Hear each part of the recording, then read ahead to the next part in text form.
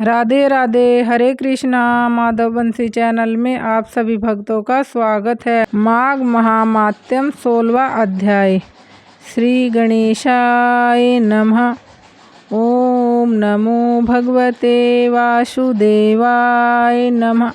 कार्तवीर्य कहने लगा कि हे भगवान, वह राक्षस कौन था और कांचन मालिनी कौन थी?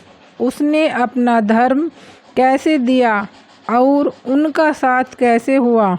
हे ऋषि, अत्रि ऋषि की संतानों के सूर्य, यह कथा सुनाकर मेरा कौतूहल दूर कीजिए।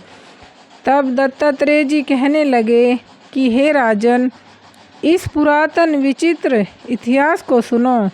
कांचन मालिनी नाम की एक सुंदर अप्सरा थी जो माघ मास में प्रयाग में स्नान करके कैलाश पर जा रही थी।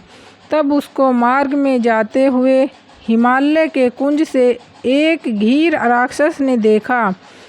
उस सोने जैसे तेज वाली सुंदर कटी वाली, बड़े बड़े नेत्रों वाली, चंद्रमुखी सुंदर केश और पीन पयोधर वाली सुंदर अप्सरा को देखकर उस राक्षस ने कहा कि हे सुंदरी कमलनयनी, तुम कौन हो और कहाँ से आ रही हो? तुम्हारे वस्त्र और वेणी भीगी हुई क्यों है? तुम आकाश मार्ग से कहाँ जाती हो और किस पुण्य के प्रताप से तुम्हारा शरीर ऐसा तेजस्वी और रूप ऐसा मनोहर है?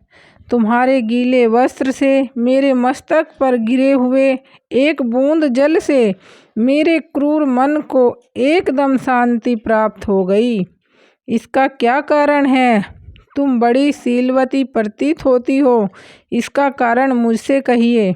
अप्सरा ने कहा कि हे राक्षस, सुनो, मैं काम रूपिणी अप्सरा हूँ। मैं प्रयाग में संगम में स्नान करके आ रही हूँ, इसी से मेरे वस्त्र भीगे हैं। अब कैलाश पर जा रही हूँ, जहाँ पर श्री शिव निवास करते हैं। त्रिवेणी के जल से मेरी सब क्रूरता दूर हो गई, जिसके पुण्य के प्रभाव से मैं इतनी सुंदर और पार्वती जी की प्रिय सखी हुई। जो आश्चर्य देने वाला उदाहरण मुझसे ब्रह्मा जी ने कहा था, सो सुनो। मैं कलिंग देश के राजा की वेश्या थी। रूप, लावण्य और सुंदरता में अपूर्व थी। मेरी सुंदरता पर सारा नगर मोहित था और मैंने अनेकों प्रकार के भोग भोगे। अनेक प्रकार के वस्त्र और आभूषण की घर में कोई कमी नहीं थी। कई कामी पुरुष आपस में स्पर्धा ही से मृत्यु को प्राप्त हो गए। इस तरह उस नगर में बड़ी सुंदरता से यौवन व्यतीत हुआ और मैं वृद्धावस्था को प्राप्त हो गई। तब मेरे मन में विचार उत्पन्न हुआ कि मैंने अपनी सारी आयु पापों में ही व्यतीत कर दी। धर्म का कोई कार्य, दान, तप, यज्ञ आदि नहीं किया। शिव या दुर्गा जी की आराधना नहीं की, न कभी भगवान विष्णु का पूजन किया। इस प्रकार अशांत चित्त से मैंने एक ब्राह्मण की शरण ली, जो वेदों का ज्ञाता और ब्रह्मनिष्ठ था। मैंने उनसे पूछा कि मेरा निस्तार किस प्रकार हो सकता है।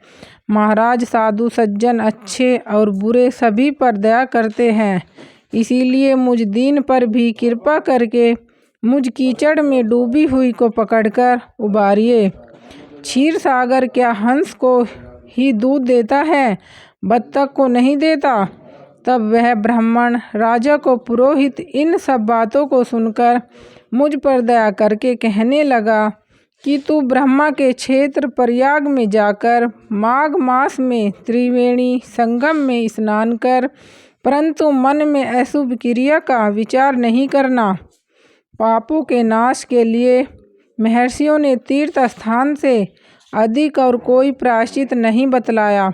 प्रयाग में स्नान करने से तू अवश्य पवित्र होकर स्वर्ग को जाएगी। हे भामिनी, पुराने समय में गौतम ऋषि की स्त्री को देखकर इंद्र ने काम के वशीभूत होकर कपट वेश में उससे भोग किया था। इसीलिए ऋषि द्वारा शाप दिया गया और उसका शरीर अत्यंत लज्जायुक्त, हजारों भागों वाला हो गया। तब इंद्र नीचा मुंह करके अपने पाप कर्म की बुराई कराने लगा। मेरु पर्वत के शिखर पर स्वच्छ जल वाले सरोवर पर एक स्वर्ण कमल से भरे हुए कोटर में घुस गया और अपने पाप को धिक्कारता हुआ कामदेव की बुराई करने लगा कि यह सब पापों का मूल है। इसके ही वशीभूत होकर मनुष्य नरक में जाते हैं और अपने धर्म, कीर्ति, यश और धैर्य का नाश करते हैं। इंद्र ऐसा सोच रहा था, सो इंद्र के बिना सारा देवलोक शोभाहीन हो गया।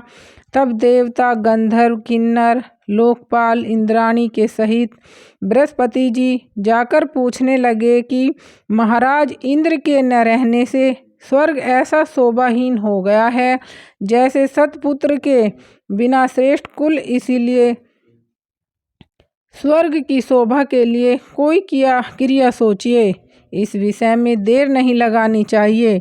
तब बृहस्पति जी कहने लगे कि इंद्र के ने बिना सोचे विचारे जो कर्म किया है उसका फल भोग रहा है, सो वह कहाँ है, मैं यह सब जानता हूँ।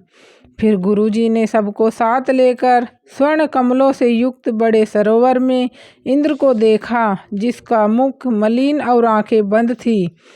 तब इंद्र ने बृहस्पति जी के चरणों को पकड़कर कहा कि इस पाप से उद्धार करके आप मेरी रक्षा कीजिए। तब बृहस्पति जी ने इंद्र से कहा कि प्रयाग में स्नान करने से ही तुम पाप मुक्त हो जाओगे। तब इंद्र सहित सबने ही प्रयाग में जाकर संगम में स्नान किया और त्रिवेणी स्नान से इंद्र पाप मुक्त हो गए। तब बृहस्पति जी ने इंद्र को वरदान दिया कि तुम्हारे शरीर में जितने भग हैं सब नेत्र हो जाए। तब इंद्र ब्राह्मण के वर से 1000 नेत्रों से ऐसा सुशोभित हुआ जैसे मानसरोवर में कमल शोभायमान होता है। बोलो विष्णु भगवान की जय।